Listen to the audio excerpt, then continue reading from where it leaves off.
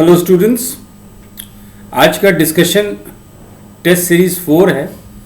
67 BPSC test series का जो test series 4 है, करंट अफेयर्स वाला पार्ट वो है। सामयिकी हिंदी में कहते हैं, करंट अफेयर्स इंग्लिश में कहते हैं। करंट अफेयर्स को प्रिपेयर करने का रणनीति अलग होता है। करंट मतलब वर्तमान में जो बात हो रही है, लेकिन वर्तमान का भी अतीत होता है, पृष्ठभूमि होता है, बैकग्राउंड होता है, पास्ट होता है, तो उसको भी डिस्कस करना चाहिए और आप लोग के नोट्स में वो सब पॉइंट्स होना चाहिए, तभी एक संपूर्ण नोट्स बनता है। अपने क्वेश्चन को डिस्कशन करने से पहले एक बात बताना चाह रहे थे कि बीपीएससी से जो लेटेस्ट इन्फॉर्मेशन है, पहला तो बीपीएससी 2 दिन पहले भी इस बात को दोहराई कि शेड्यूल डेट, संभावित डेट 67 बीपीएससी पीटी का 12 दिसंबर ही है, तो अपने प्रिपरेशन को 12 दिसंबर के अनुसार ही रखिए, नंबर 1। नंबर 2,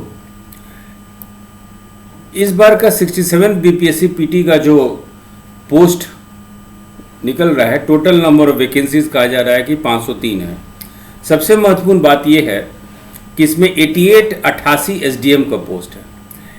एसडीएम का पोस्ट थोड़ा सा लुक्रेटिव हो जाता है, एक सुनहरा अवसर है हमारे लिए कि 10 साल आप ऐसा एसडीएम काम करेंगे तो आप डीएम बन सकते हैं, मतलब आप आईएएस अधिकारी की श्रेणी में आपका प्रमोशन हो जाएगा।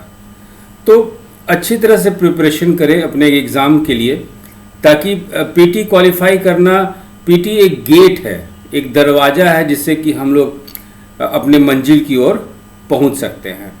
मुख्य परीक्षा तो मुख्य होता है, तो उसमें अच्छी तरह से प्रिपरेशन की रणनीति आगे बढ़ेगी और कोशिश कीजिए कि मेरिट लिस्ट में आके ये एसडीएम का पोस्ट जरूर ले। छोटा सा एक अनाउंसमेंट है कि आप लोग जानते हैं कि हमारा व्हाट्सएप पेड ग्रुप है।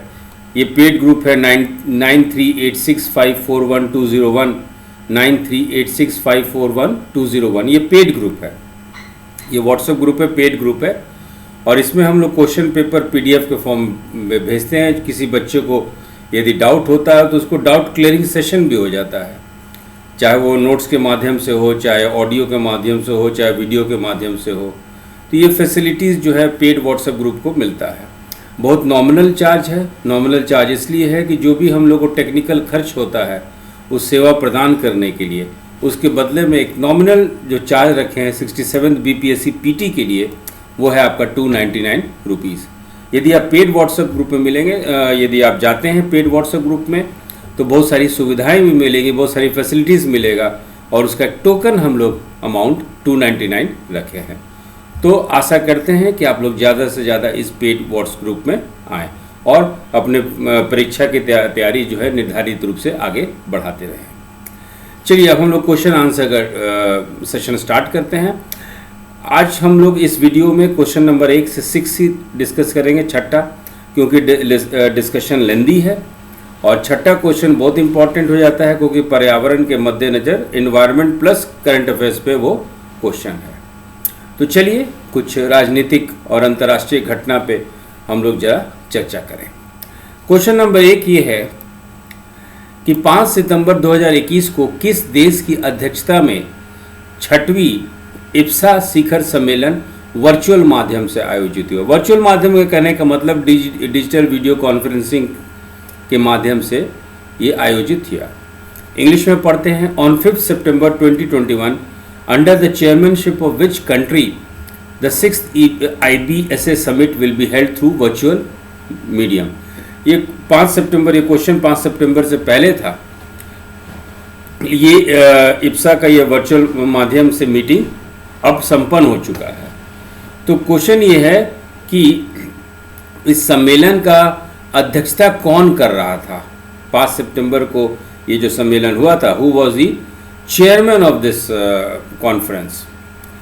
तो सही आंसर है आपका बी, यानी कि भारत। अब चलते हैं इप्सा है क्या, उसको जरा हम लोग डिस्कस करते हैं। ये है इप्सा का लोगो। आई से इंडिया, बी से ब्राज़ील और एस से साउथ अफ्रीका। तो भारत, ब्राज़ील और दक्षिण अफ्रीका इप्सा मिला के ये इप्सा होते हैं। तो इप्सा का नाम कैसे आया कि इंडिया का आई, ब्राज़ील का बी और साउथ अफ्रीका का एस से, तो इप्सा इसी से ये नाम आया। आगे बढ़ते हैं, ये इप्सा है क्या? ये त्रिपक्षीय मंच है, कहने का मतलब एक वार्ता मंच है, एक डायलॉग, एक प्लेटफॉर्म है जो कि भारत, ब्राज़ील और दक्षिण अफ्रीका मिला के ये बनता है। तो you can say it is a trilateral dialogue platform between India, Brazil and South Africa. इसकी स्थापना कब हुई थी? इसकी स्थापना 2003 में हुई थी। IPSA was formed in the year 2003। अब सवाल उठता है कि इसके स्थापना के पीछे कुछ तो सिद्धांत होगा, कैसे ये लोग मीटिंग करेंगे, कैसे डिस्कस करेंगे, कैसे रणनीति तय करेंगे। तो रणनीति का जो अवधारणा है, जो जिस सिद्धांत पे इप्सा काम करती है, उसको G8 से लिया गया, ग्रुप ऑफ 8 कंट्रीज से ये लिया गया है। अब सवाल ये उठता है कि किसके पहल पे ये इप्सा की स्थापना हुई? तो इप्सा की स्थापना 2003 में भारत के प्रधानमंत्री, उस समय तत्कालीन प्रधानमंत्री स्वर्गीय अटल बिहारी वाजपेयी जी थे, भारत के प्रधानमंत्री थे। Late Shri Atal Bihari Vajpayee was the prime minister of India in the year 2003। तो इंडिया के तरफ से अटल बिहारी वाजपेयी जी थे और आपके ब्राज़ील के तरफ से वहाँ के राष्ट्रपति, वहाँ के president Louis Inacio Lula da Silva थे। The president of Brazil was Luiz Inacio Lula da Silva. तो ये थे ब्राज़ील के तरफ से।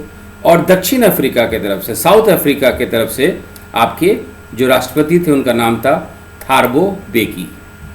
तो अटल Bihari Vajpayee, Louis Inacio Lula da सिल्वा और थारबो बेकी के बीच में फ्रांस में एक जगह है एविया, वहाँ पे ये मुलाकात हुई, वार्ता हुई और बातचीत के स्वरूप जो है आपका यह इप्सा मंच का स्थापना हुआ। अब देखिए कि पहला जो शिखर सम्मेलन हुआ था इप्सा का, वो वर्ष 2006 में आया था। द फर्स्ट यू कैन से IBSA summit was held in the year 2006। अब सवाल उठता है कि इसका कोई मुख्यालय है? Is there any headquarter for it? नहीं, IBSA का कोई भी मुख्यालय नहीं है, या इसका कोई परमानेंट सेक्रेटेरिएट नहीं है, ना ही इसका स्थायी कोई कार्यकारी सचिवालय है, ना ही इसका कोई मुख्यालय है। तब यह है क्या? तो जो आपके हमारे देश के जो शीर्ष नेता हैं और जो टॉप लेवल पे जो मीटिंग होता है उसका, उन प्रमुखों का ये शिखर सम्मेलन है।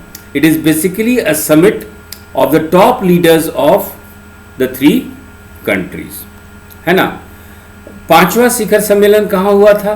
तो 5वां शिखर सम्मेलन 2011 में हुआ था और ये प्रिटोरिया, जगह का नाम है प्रिटोरिया, जो कि साउथ अफ्रीका में यहाँ पे आयोजित हुआ था। क्वेश्चन है 6वां शिखर सम्मेलन। तो 6वां शिखर सम्मेलन 5 सितंबर 2021 को भारत में हुआ था और इंडिया जो है इसकी अध्यक्षता की है। India was the chairman of this conference.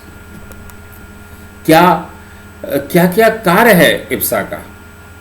तो सबसे पहले तो जान लीजिए कि ये तीनों कंट्री मिला के, तीनों देश मिला के एक नौसेना अभ्यास भी करते हैं। They have a joint naval exercise, और जिसको कि हम लोग इंग्लिश और हिंदी में इप्सा मार कहते हैं, मैरीटाइम एक्सरसाइज, इप्सा समुद्री अभ्यास।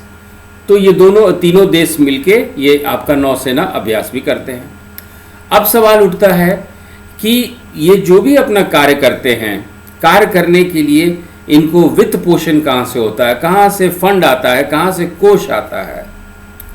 तो इसके लिए इप्सा का एक फंड है, इप्सा का एक कोष है और वर्ष 2004 में इस कोष, इस फंड, इस ट्रेजरी की स्थापना की गई थी। एक बहुत ही अनूठा ये कोष है ना। इस कोष का जो प्रबंधन है वो संयुक्त राष्ट्र office for south south cooperation द्वारा किया जाता है। इप्सा के द्वारा इस फंड को मैनेज नहीं किया जाता है। इस फंड को मैनेज किया जाता है संयुक्त राष्ट्र, United Nations office for south south corporation के द्वारा फंड को मैनेज किया जाता है। ये भी अपने आप में एक क्वेश्चन है। और इसमें फंड आता कहाँ से है? तो जितने भी तीनों देश जो हैं, प्रत्येक देश को प्रति वर्ष पर ईयर $1 मिलियन का इसमें योगदान देना होता है। What is the objective of IPSA? तो ऑब्जेक्टिव ये है कि जो भी साउथ साउथ कॉपरेशन है, जो भी विकासशील देश हैं, जो भी गरीब देश हैं, जो भी यू कैन से डेवलपिंग कंट्री है, वहाँ पे पॉवर्टी का, गरीबी का, है ना, हंगर का उन्मूलन करने के लिए, how to eradicate the problem of poverty and you can say hunger from this countries. और इसके लिए जो भी साझेदारी में कार्यक्रम चलाया जाए तो ये तीनों देश जो है मिलके चलाती है। ठीक है। तो 5 सितंबर 2021 को 6वीं इप्सा शिखर सम्मेलन वर्चुअल माध्यम से हुई। भारत इसकी अध्यक्षता किया। India under the chairmanship of India this virtual medium conference was held. और इस सम्मेलन का मुख्य विषय क्या था, ये भी इम्पॉर्टेंट है, इसको भी ध्यान रखिएगा। इस सम्मेलन का मुख्य विषय था जनसांख्यिकी और विकास के लिए लोकतंत्र। याद रखिएगा, हिंदी में जनसांख्यिकी और विकास के लिए लोकतंत्र, और इंग्लिश में डेमोक्रेसी फॉर डेमोग्राफी, डेमोग्राफी मतलब जनसंख्या, फॉर डेमोग्राफी एंड डेवलपमेंट। ठीक है। और ये भी पॉइंट याद रखिएगा कि 2011 में इसका 5वां शिखर सम्मेलन हुआ था प्रिटोरिया में। प्रिटोरिया कहाँ है? दक्षिण अफ्रीका में। Pretoria is in south Africa. ठीक है। तो चलिए अगला क्वेश्चन हम लोग देखते हैं। क्वेश्चन नंबर 2, 18 अगस्त 2021 को किस देश की अध्यक्षता में ब्रिक्स उद्योग मंत्रियों की 5वीं बैठक वर्चुअल माध्यम से संपन्न हुई? Under the chairmanship of which country on 18th August 2021 the 5th meeting of BRICS industry ministers was held through virtual medium? तो सही आंसर है ए। ब्रिक्स बड़ा इंपॉर्टेंट टॉपिक दिखाई देता है बीपीएससी में। 66 पीटी में भी ये ब्रिक्स पे क्वेश्चन आया, 66 मेंस में भी ये क्वेश्चन आया। हिंदी मीडियम के बच्चे ब्रिक्स को हिंदी में, ब्रिक्स को यदि आप इंग्लिश में देखना चाहें तो ब्रिक्स को इस तरह से देखा जाता है, BRICS। ठीक है। तो सबका अपना एक मतलब है। तो चलिए हम लोग जरा ब्रिक्स के बारे में जानते हैं। ये जो ब्रिक्स देख रहे हैं, B से हो गया ब्राजील, R से हो गया रशिया, I से हो गया इंडिया, C से हो गया चाइना और S से हो गया साउथ अफ्रीका। यानी ब्रिक्स जो है ब्राजील, रूस, भारत, चीन और दक्षिण अफ्रीका के एक समूह के लिए एक संक्षिप्त नाम है। You can say it in abbreviation of Brazil, Russia, India, China and South Africa. दूसरी महत्वपूर्ण बात यह है कि ब्रिक्स जो है ये वर्ल्ड का 5 मोस्ट इंपॉर्टेंट डेवलपिंग इकोनॉमी है, माने अग्रणी उभरती अर्थव्यवस्था है। तो ब्रिक्स का ये महत्व है। इस what type of organisation is BRICS? BRICS की संरचना क्या है? What is the structure of BRICS? इसका नेचर क्या है, प्रकृति क्या है? चलिए उस पर हम लोग डिस्कस करते हैं। ब्रिक्स किसी संधि का परिणाम नहीं है। ये जो ब्रिक्स जो संगठन देख रहे हैं, it is not a result of any agreement. But what is this? All these 5 countries came together और एक इंटीग्रेटेड प्लेटफॉर्म बनाए। ये 5 देश एक साथ आए और एक साझा एकीकृत प्लेटफॉर्म बनाए। इस प्लेटफॉर्म में कौन लोग हम लोग को सबसे ज्यादा दिखाई देते हैं? एक तो इन 5 देश के जो सर्वोच्च नेता हैं, चाहे वो राष्ट्रपति हो चाहे प्रधानमंत्री हो, और दूसरा मंत्री स्तरीय सम्मेलन, दूसरा जो है मिनिस्टर लेवल के स्ट्रैटेजी मेकिंग भी इसमें होता है। माने जो आपके यहाँ जैसे उद्योग मंत्री हैं, वित्त मंत्री हैं, इस लेवल पे भी ये मीटिंग होता है। एक प्राइम मिनिस्टर के लेवल पर मीटिंग होता है जिसको आप कह सकते हैं सर्वोच्च नेताओं का सम्मेलन या सुप्रीम अथॉरिटी का मीटिंग, या कह सकते हैं मंत्री स्तरीय सम्मेलन, at the level of ministers level conference. तो ये दोनों तरीके का मीटिंग इस एकीकृत प्लेटफॉर्म में या आपका ये इंटीग्रेटेड प्लेटफॉर्म में होता है। अब तीसरा क्वेश्चन ये आता है कि इसके अध्यक्ष कौन होते हैं। तो इसका अध्यक्ष होता है, बड़ा सिस्टमैटिकली होता है। प्रतिवर्ष यदि मान लीजिए 2021 में ब्राजील है तो 2022 में रूस अध्यक्ष होंगे, 2023 में इंडिया होगी, 24 में चाइना होगी और 25 में साउथ अफ्रीका। तो क्रम अनुसार सिस्टमैटिकली सदस्य देश के जो सर्वोच्च नेता होते हैं उसके अध्यक्ष होते हैं। कुछ और विशेषता की बात कर लें, ब्रिक्स देश का महत्व की बात कर लें, इंपॉर्टेंस की बात कर लें। यदि विश्व की जनसंख्या, यदि दुनिया की जनसंख्या निकालेंगे, यदि वर्ल्ड की पॉपुलेशन निकालेंगे तो 40% of the world population lies in the brick country. विश्व की आबादी का लगभग 40% हिस्सा ब्रिक्स देशों में है। और वर्ल्ड जीडीपी, यदि वर्ल्ड लेवल पे आप ग्रॉस डोमेस्टिक प्रोडक्ट निकालेंगे, विश्व के आधार पे वैश्विक सकल घरेलू उत्पाद निकालेंगे तो 30% योगदान इन 5 देशों से होता है। तो ये इसकी महत्ता को बताती है। 18 अगस्त को 2021 को भारत की अध्यक्षता में ब्रिक्स उद्योग मंत्रियों की 5वीं बैठक वर्चुअल माध्यम से हुई। और महत्वपूर्ण बात यह था कि इस चर्चा का मुख्य उद्देश्य था कि कोविड-19 महामारी से जो अर्थव्यवस्था को नुकसान पहुंचा है उसको कैसे हम लोग रिकवरी करें, वापस पटरी पे ले आएं, कौन सा साझा कार्यक्रम, कौन सा व्यापार कार्यक्रम, कौन सा उद्योग नीति के दौरान या कौन से उद्योग नीति से हम लोग जो है धीरे धीरे अपने अर्थव्यवस्था को एक सही रूप दे पाएं, जो कि कोविड-19 महामारी के कारण क्षतिग्रस्त हो गया। इस सम्मेलन की अध्यक्षता, चेयरमैनशिप भारत के केंद्रीय वाणिज्य और उद्योग मंत्री पीयूष गोयल जी किए थे। The chairmanship of this conference was done by our industry minister, Mr. Piyush Goyal. महत्वपूर्ण बात यह है, एक पॉइंट और नोट कर लें कि जितने भी ब्रिक्स देश थे वो बोले, उनका यह कहना था कि न्यू डेवलपमेंट बैंक के साथ सहयोग करना चाहिए। All the BRICS countries were unanimous in their view that they should cooperate with new development bank, number 1। दूसरा जो हमारे एग्जामिनेशन पॉइंट के लिए भी इंपॉर्टेंट है कि इस तरह का सम्मेलन जब भी हो, याद रखिएगा कि उसका जो है मुख्य जो उद्देश्य है, जो थीम है, जो विषय है, उसको ध्यान में रखिए। तो 5वां जो शिखर सम्मेलन हुआ था उद्योग मंत्रियों का, ब्रिक्स का, इसका विषय था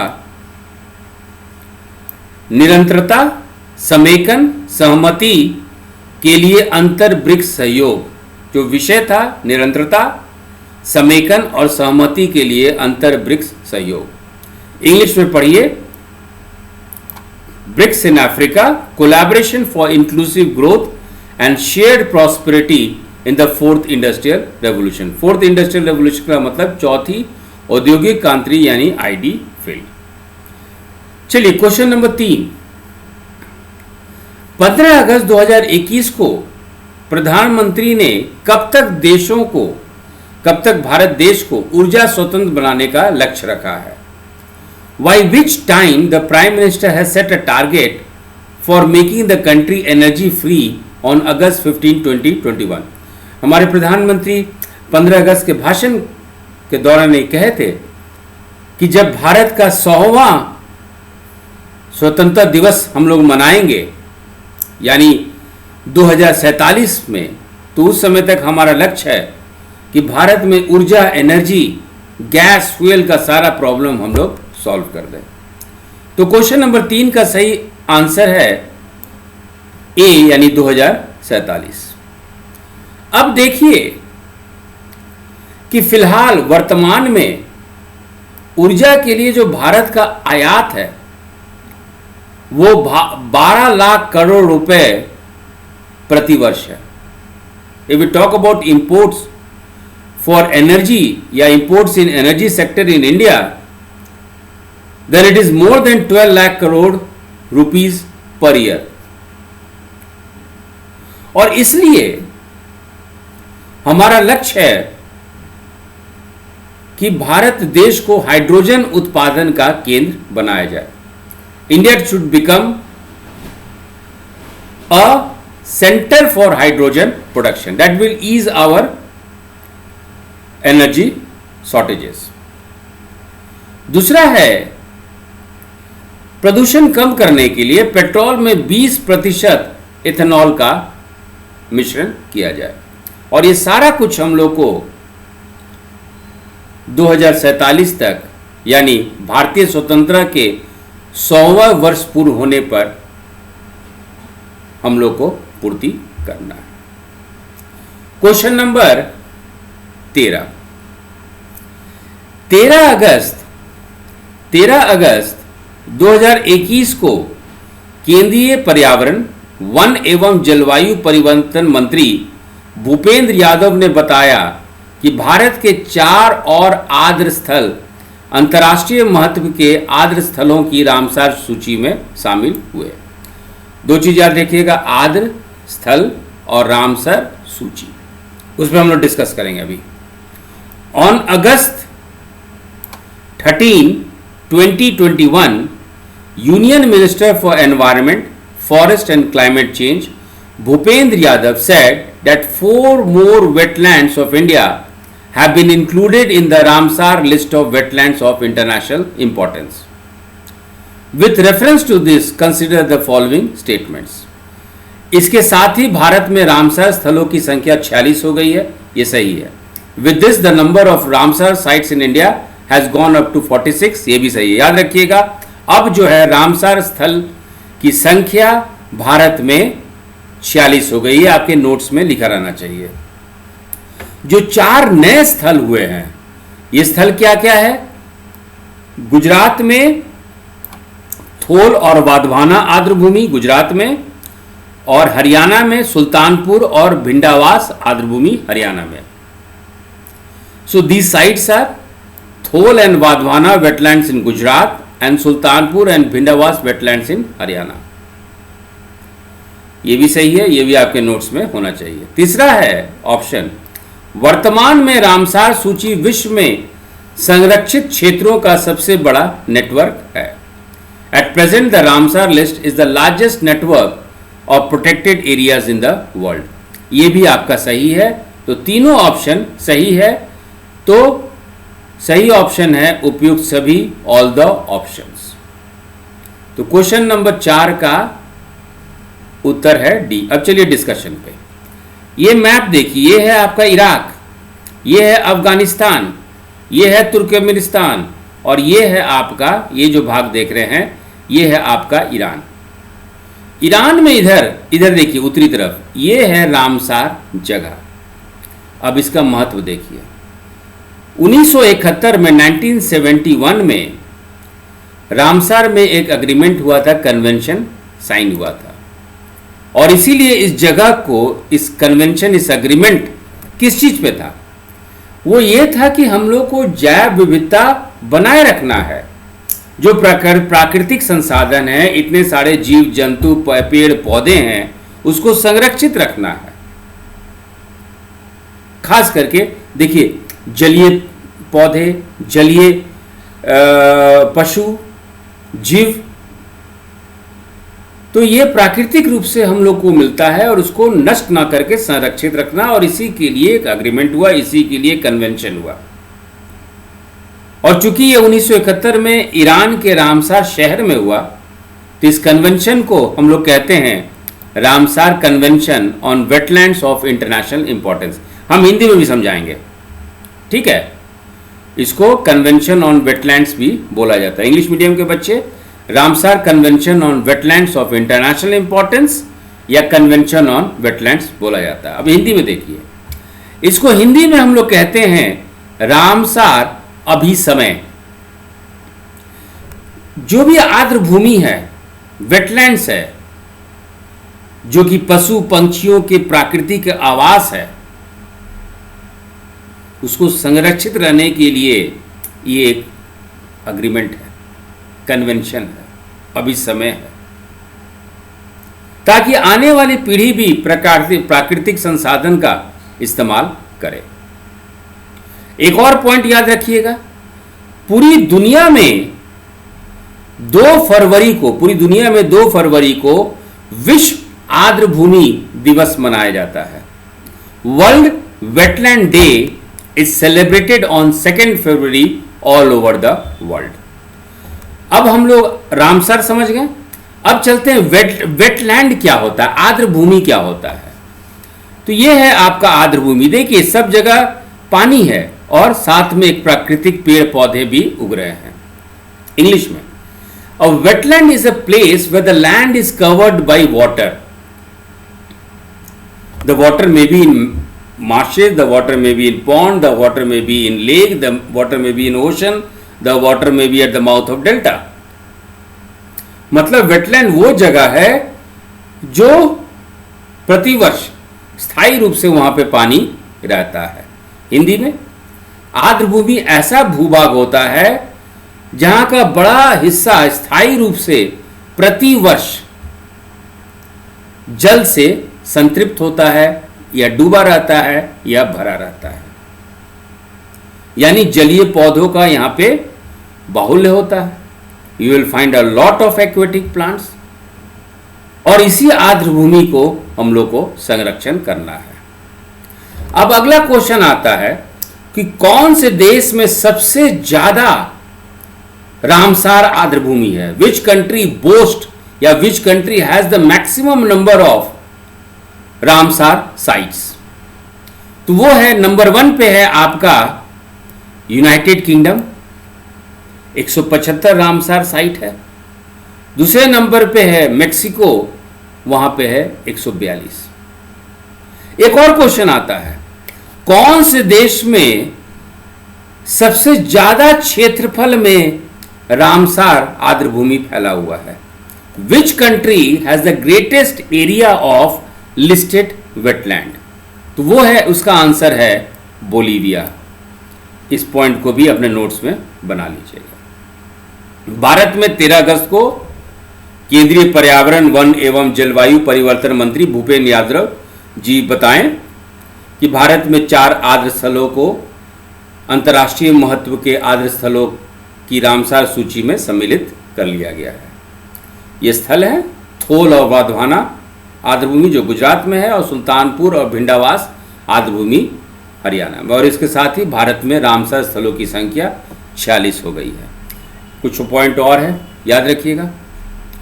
हरियाणा में पहला रामसार साइट मिला है, और दूसरा हरियाणा में भिंडावास जो रामसार स्थल है वो वन्य जीव अभयारण्य भी है, यानी वाइल्ड लाइफ सेंचुरी भी है, और हरियाणा की सबसे बड़ी ये आर्द्र भूमि है। It is the biggest wetland of Haryana. और भिंडावास जो आपका आर्द्र भूमि है, भिंडावास जो वेटलैंड है, उसका एक और पॉइंट है, अपने नोट्स में लिखिएगा कि ये मानव निर्मित आर्द्र भूमि है। ये प्राकृतिक जो संसाधन हम लोग देख रहे हैं भिंडावास का, दिस इज मैन मेड। ठीक है, चलिए क्वेश्चन नंबर 5। हाल ही में इंडो पैसिफिक बिजनेस समिट 2021 का पहला संस्करण वर्चुअल प्रारूप में कब संपन्न हुआ? वर्चुअल, अब सब चीज वर्चुअली हो रहा है। When was the first edition of Indo Pacific business summit 2021 held in virtual format recently? तो वो है 6 से 8 जुलाई 2021। अब इसमें इंपॉर्टेंट क्या है? इंपॉर्टेंट ये है कि इंडो पैसिफिक ओशन इनिशिएटिव एक शिखर सम्मेलन हो रहा था 2019 में। आपका इंडो पैसिफिक ओशन इनिशिएटिव का सम्मेलन या समिट ये हो रहा था, और 2019 में इसी शिखर सम्मेलन में, जब शीर्षक आपका था 14वां पूर्वी एशियाई शिखर सम्मेलन, इसी के दौरान हमारे प्रधानमंत्री नरेंद्र मोदी जी ये घोषित किए कि भारत में इंडो पैसिफिक यानी प्रशांत महासागर वाले देश के बीच में एक उद्योग के लिए, व्यापार के लिए भी, अर्थव्यवस्था के लिए भी, आर्थिक गतिविधियों के लिए भी एक सम्मेलन होना चाहिए। और इसी का नतीजा हुआ कि इंडो पैसिफिक बिजनेस समिट का पहला संस्करण 2021 में यह संपन्न हुआ। Who made it possible? किसके पहल पे ये चालू हुई? नरेंद्र मोदी जी के पहल पे चालू हुई, लेकिन ये शिखर सम्मेलन विदेश मंत्रालय के सहयोग से, और भारत में एक उद्योगों का एक संगठन है जिसको हम लोग CII कहते हैं, कॉन्फेडरेशन ऑफ इंडियन इंडस्ट्री कहते हैं, तो इनके द्वारा ये चालू हो गया। इस सम्मेलन का मुख्य विषय क्या था? याद रखिएगा, हमेशा ये क्वेश्चन में पूछा जाता है। इस सम्मेलन का मुख्य विषय था developing a road map for shared prosperity.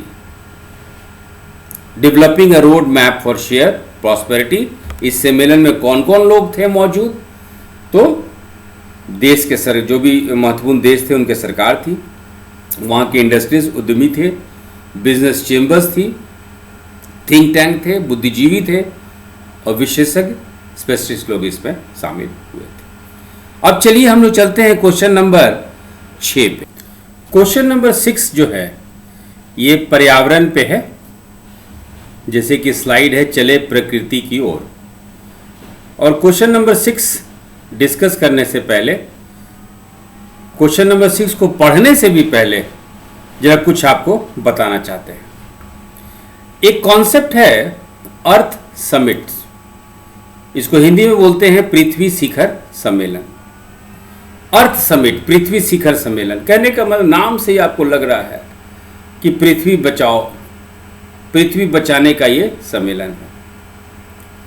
हुआ क्या कि यूनाइटेड नेशंस, संयुक्त राष्ट्र के मदद से हर एक 10 साल में एक मीटिंग होता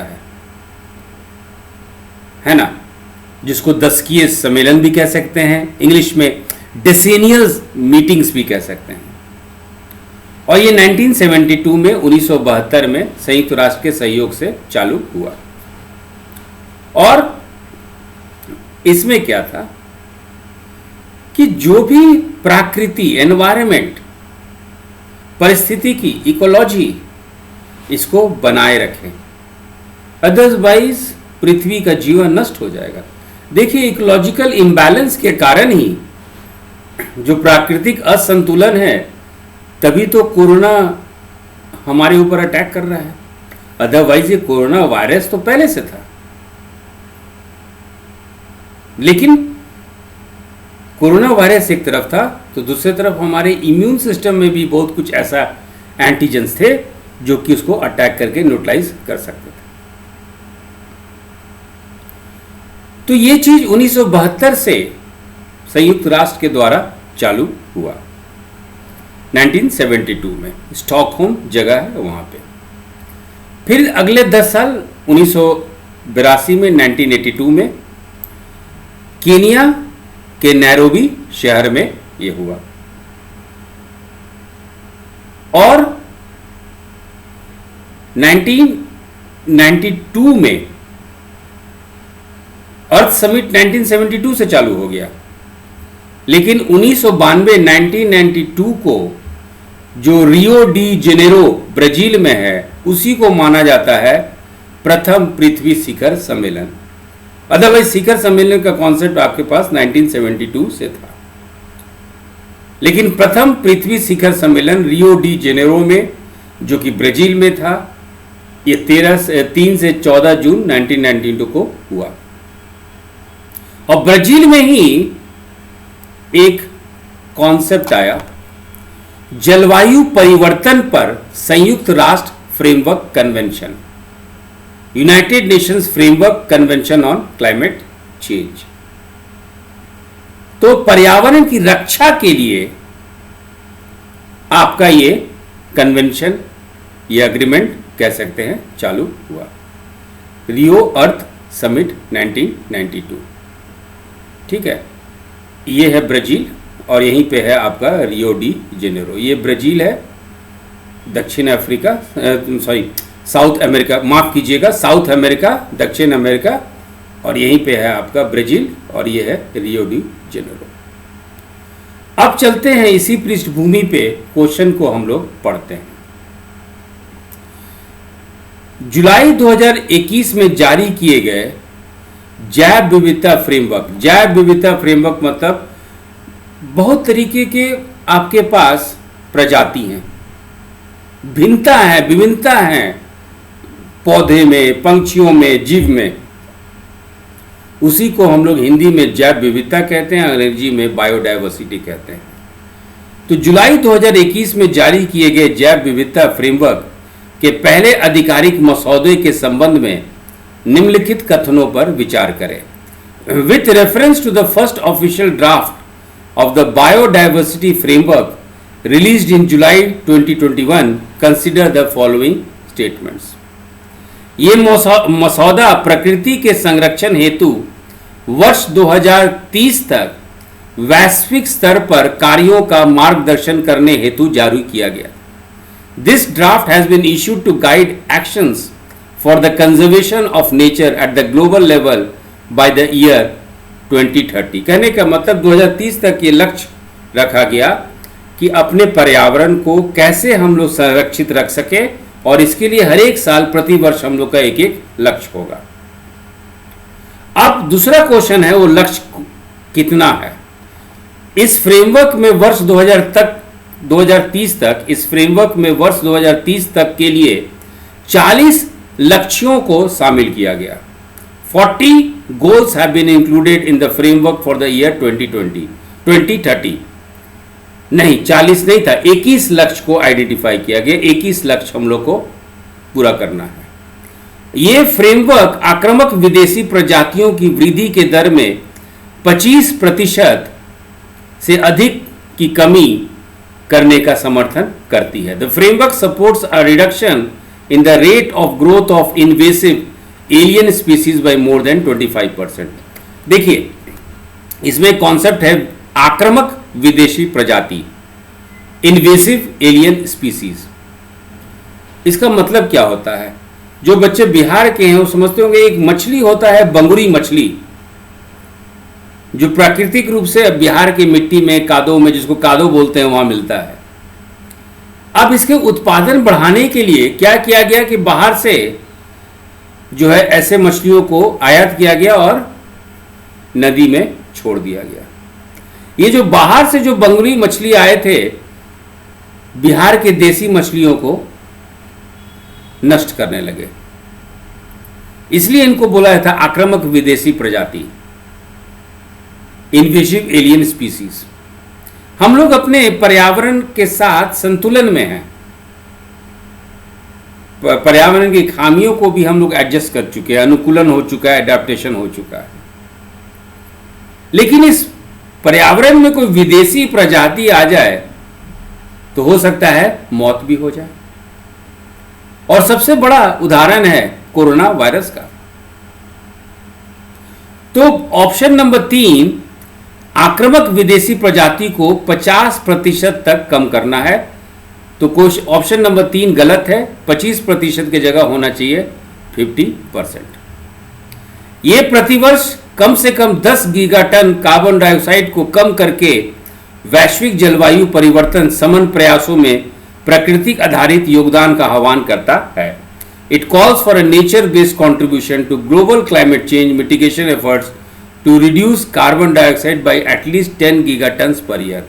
कार्बन डाइऑक्साइड को 10 गीगाटन हम लोग जो है कम करने का प्रयास किया जाएगा। 10 गीगाटन कार्बन डाइऑक्साइड प्रति वर्ष हम लोग को कम करने का लक्ष्य दिया गया है। तो ऑप्शन में एक सही है, 2 गलत है, क्योंकि 40 लक्ष्य की जगह 21 लक्ष्य होना चाहिए। तीसरा गलत है क्योंकि 25% की जगह 50% होना चाहिए। तो दूसरा तीसरा गलत है, एक सही है और चौथा सही है। तो सही ऑप्शन है सी, 1 और 4। चलिए हम लोग अब इस पे डिस्कस करते हैं। तो जैव विविधता पे संयुक्त राष्ट्र सम्मेलन सचिवालय के द्वारा 2030 तक वैश्विक स्तर पे पर्यावरण को संरक्षण करने के लिए, एनवायरनमेंट को कंजर्व करने के लिए एक फ्रेमवर्क, एक मसौदा, एक फ्रेमवर्क तैयार किया गया। और इस फ्रेमवर्क में, इस मसौदे में जो सदस्य देश थे उनको बोला गया कि 2030 तक हम लोग को ये 21 लक्ष्य को पूरा करना है। ठीक है। तीसरा पॉइंट कि जो आक्रामक विदेशी प्रजाति हैं उसको 50% से अधिक की कमी करना है, क्योंकि विदेशी प्रजाति हैं उनके कारण पोषक तत्व में गिरावट आ जाती है। विदेशी प्रजाति जो है आपके कीटनाशक के रूप में होते हैं, उसकी वृद्धि को भी कम करना है। प्लास्टिक को भी हम लोग को इस्तेमाल बंद करना है और प्रति वर्ष कम से कम 10 गीगाटन कार्बन डाइऑक्साइड को कम करना है, ग्लोबल वार्मिंग को मिनिमाइज करना है, नीचे लेके जाना है। तो यही है क्वेश्चन नंबर 6 का पूरा डिस्कशन। जो भी हम लोग डिस्कशन किए हैं उसको आप अच्छा से नोट्स बना लीजिए। अगले वीडियो में करंट अफेयर्स का शेष भाग पे हम लोग डिस्कस करेंगे। Thank you.